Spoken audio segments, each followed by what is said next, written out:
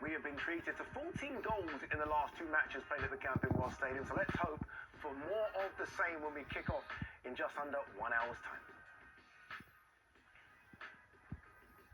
Yeah, we have a huge game in prospect today, but sadly, there is only one place to start this evening, and that is with the awful news of the passing of Liverpool and Portugal striker Diogo Jota, who along with his brother Andre Silva tragically died in a car accident in the early hours of Thursday morning in Spain. Look, Shay, horrific news. I'm still in disbelief of the news, and I guess the first fault has to go to his wife and family. Yeah, it's so tragic. Where do you start? How do you put into words such an event for not just for his family? You know, as you say, he's a father, he's a husband. You know, he's a son, and the family lost both sons, which is just so tragic. How do they recover from that? I don't actually know. Addy, how do you put into words? How does any family recover from that? But I suppose you see the outpouring of grief at Anfield with, you know, flowers and players from all around the world and people. I don't know, the football family have really come together and sort of tried to help the family. But I suppose no words from me or anyone else can really help the situation that they're in. They have to go through it and hopefully that they'll get some sort of strength from all the goodwill messages and the people around the world. It's just so tragic, isn't it? It pits, you know, we're talking about football and the pressure of, you know, winning this tournament, for example. It just puts it all to one side, doesn't it, when something like this happens? And I suppose it unites everyone as well in football, that they get behind his family now and try and support them. And you think of the three young kids, you know, we know father, it's heartbreaking, isn't it? So yeah, you wish them well, and hopefully that over time that they'll be able to, you know, live and think of all the happy times and all the happy memories that he brought to their lives.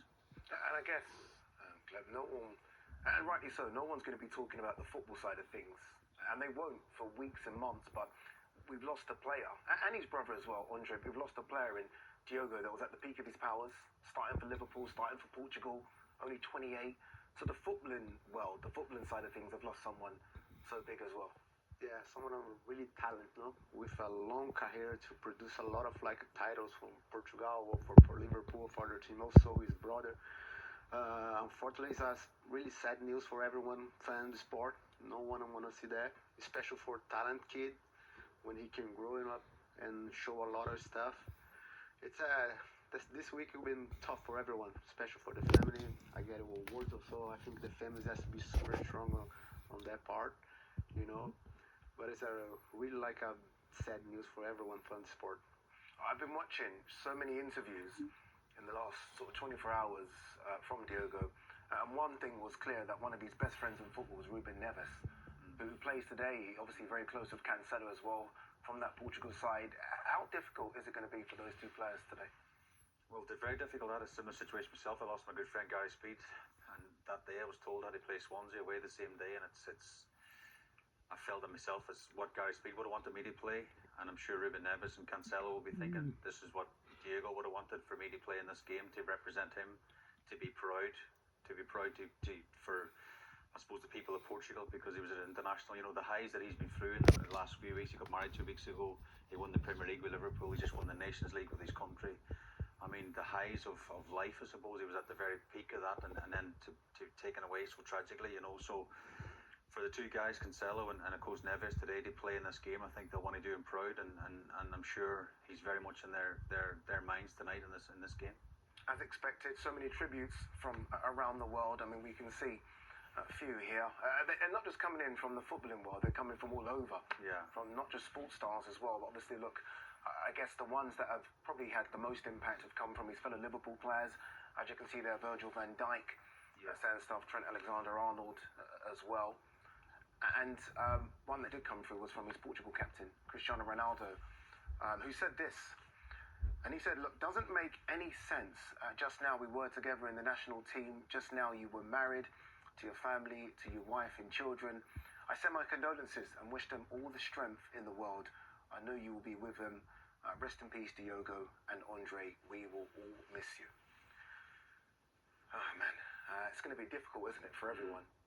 For a long time. Yeah, and I think his last goal was in a derby for Liverpool, you know, against Everton, obviously at the cup end, you know. The number 20 jersey he wore, you know, they won 20 titles. Liverpool, there's all these different things you think through in your head. But I mean, as you say, United have seen Jose Mourinho talk today. I've seen Jordan Henderson at the sort of floral thing at Anfield today, you know, crying his eyes out at the thing. It's heartbreaking seeing the Everton players from across the city.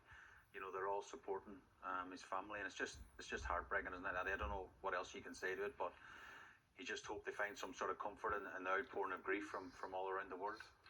All right, we can now get some more reaction to this terrible news from Orlando with Andros Townsend and our reporter Alex Alger. Yes, devastating news to wake up to, the tragic passing of Diogo Jota yesterday. Andros, what were your thoughts when you heard the news? I was in complete shock. I'm probably still in a lot of shock, struggling to process, to understand how somebody in the prime of their life at 28 years of age, somebody who had the joys of winning the Premier League not so long ago, the Nations League, who married his childhood sweetheart just over a week ago, who was 3 beautiful kids in attendance, can just be cruelly taken from us. I didn't know him personally, but in football we feel like one big family, one big community. And not only myself, I'm sure the whole of the footballing world and the fans are definitely mourning at the moment. So hard for everyone to process, but let's think about João Cancelo and Ruben Neves, who were great friends of his from the Portugal national team, and they start today. Yeah. What do you think is going through their minds? I can't speak for them, but I can speak for personal experience. I feel like when you step on the football pitch, any stress, any of your worries, any of your trauma kind of gets put away, and you go back to that kid in the playground where you have no worries. And I honestly think that the best place for them will be on the football pitch. I'm sure before and afterwards they will be in mourning. I'm sure Simone Inzaghi would have asked him if they want to play, and I'm sure they'll want to play in memory of Diogo Jota and Andre Silva today.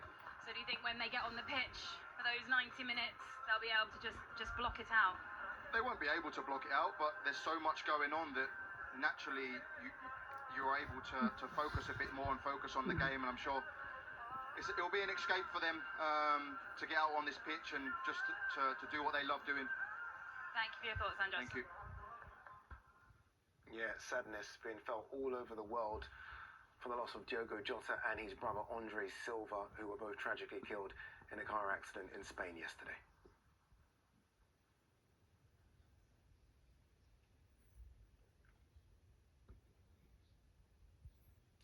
Now it's time for a short break, and when we return, we'll look ahead to tonight's quarter-final between Fluminense and Al-Hilal.